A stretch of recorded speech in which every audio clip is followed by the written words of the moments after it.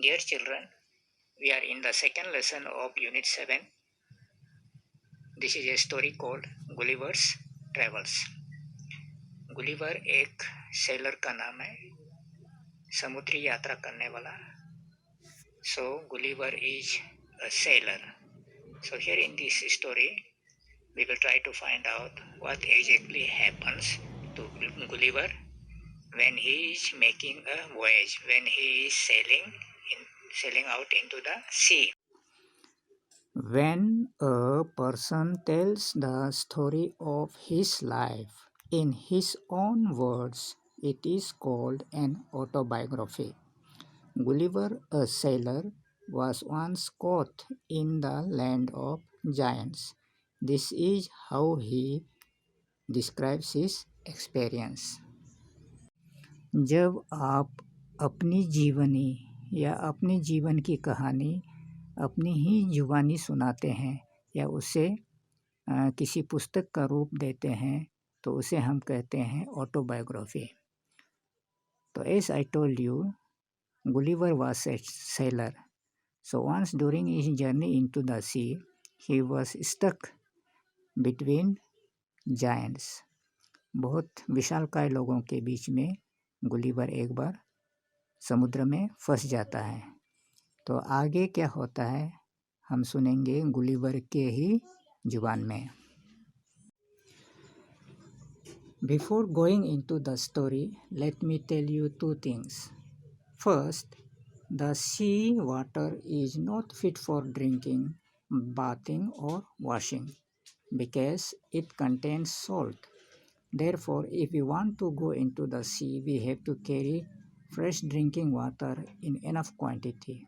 Once we are far into the sea, we won't find any source of potable water.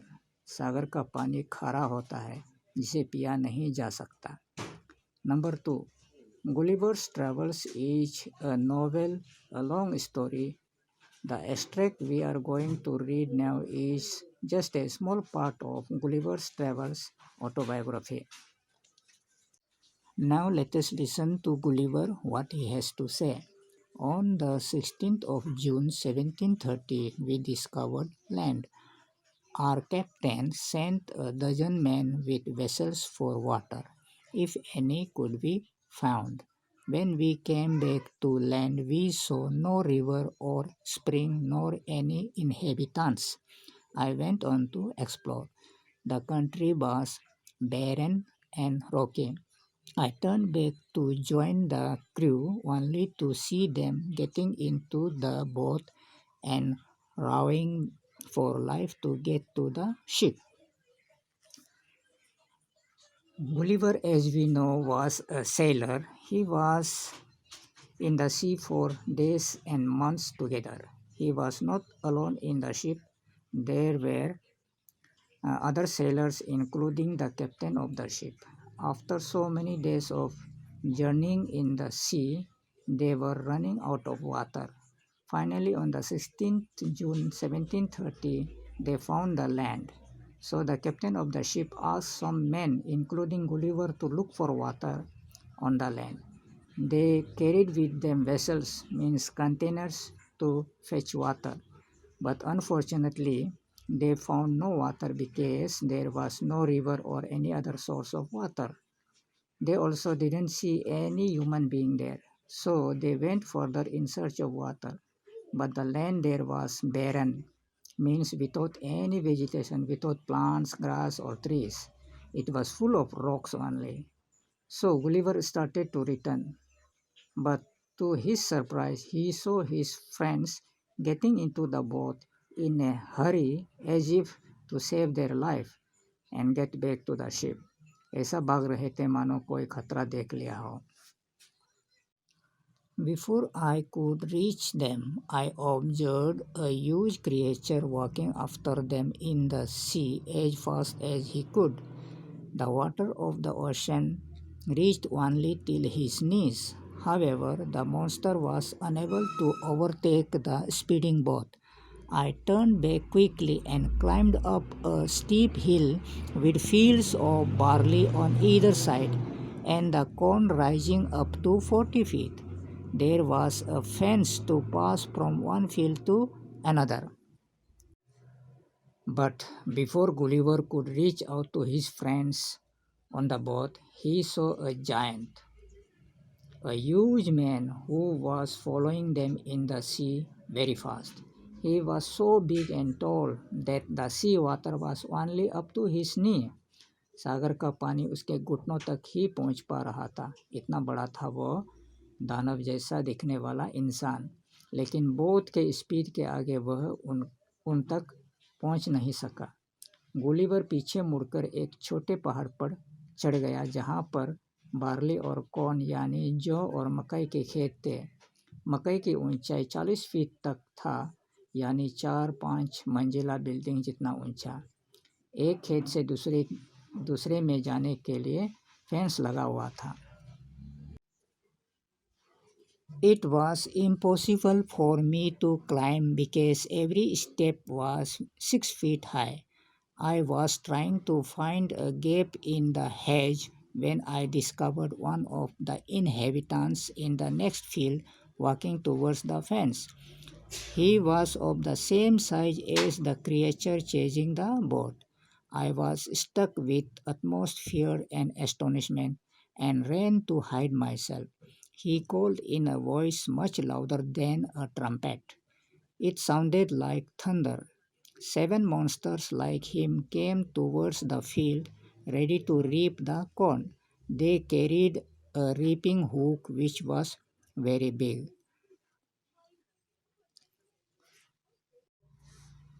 Gulliver says that he was unable to climb the slope of the hill as the steps (सीढ़ियाँ) were 6 feet high each. Now he was trying to find a way through the fence. Suddenly he saw another giant like the one he saw who was chasing the boat. Now Gulliver was frightened and tried to hide himself from the giant. The giant made a noise calling someone. His voice was like the sound of a trumpet or the thunder. Soon 7 more giants came to the field to reap the corn to harvest. They were carrying hooks in their hands to harvest the corn, and their hooks were equally big. When one of the reapers approached where I lay hidden, I screamed as loud as I could. The creature stopped reaping, picked me up between his thumb and forefinger, and brought me close to his eyes, 60 feet above the ground. He looked at me with curiosity and blew my hair aside to get a better view of my face. When one of the giants came very near to Gulliver, he started shouting in fear as loud as possible. The giant got notice of Gulliver and he picked him up between his thumb and forefinger. The giant started looking at Gulliver from very close in curiosity. Now Gulliver was 60 feet above the ground in the hands of the giant, the height of a 6 to 7 story building. The ground from the ground.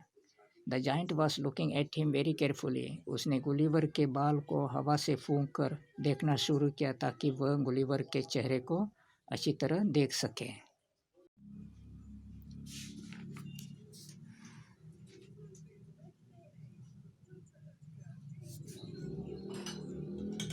He called his friends and gently placed me on the ground. They all sat on the ground to take a good look at me. I walked slowly backward and forward, pulled off my hat and made a low bow towards the farmers. I tried to speak to them loudly in several languages. Each time I did so, the farmer who picked me up held his ear very close to me, but in vain. The farmer took me to his house and placed me at some distance on the dining table, which was 30 feet high from the floor.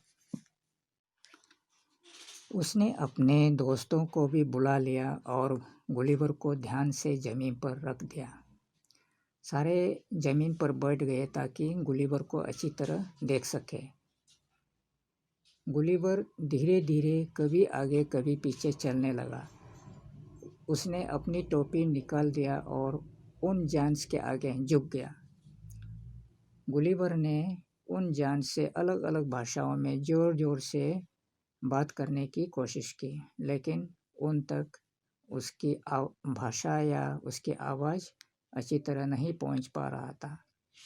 जब जब Gulliver बोलता था तब तब उनमें से एक एक उनसे उनके कान तक लाकर सुनने की कोशिश करता था, पर कोई फ़ायदा नहीं हुआ। वे गुलिवर को एक घर में ले गए और गुलिवर को एक डाइनिंग टेबल पर रख दिया, जो कि 30 फीट ऊंचा था फ्लोर से, ज़मीन से। Dinner was brought for the farmer in a dish which was 10 feet in diameter. The farmer's wife crumbled some bread and placed it before me. In the middle of the dinner, I heard a noise behind me. It was the purring of a cat that was 10 times larger than an ox. The farmer's wife was stroking him. Then entered the farmer's 1-year-old son in the arms of a lady. On seeing me, the child grabbed me from the table and put my head into his mouth. I shouted so loudly that the baby dropped me. I would have broken my neck if the mother had not held her apron under me. Later, she put me on her own bed and covered me with a clean white handkerchief. I slept, dreaming of my home, my wife, and my children. Adapted from Jonathan Swift's Gulliver Travels. उस giant के लिए खाना लाया गया, dinner लाया गया, एक plate में जिसका डायमीटर 10 फीट था, बहुत बड़ा प्लेट था। उस जायंट को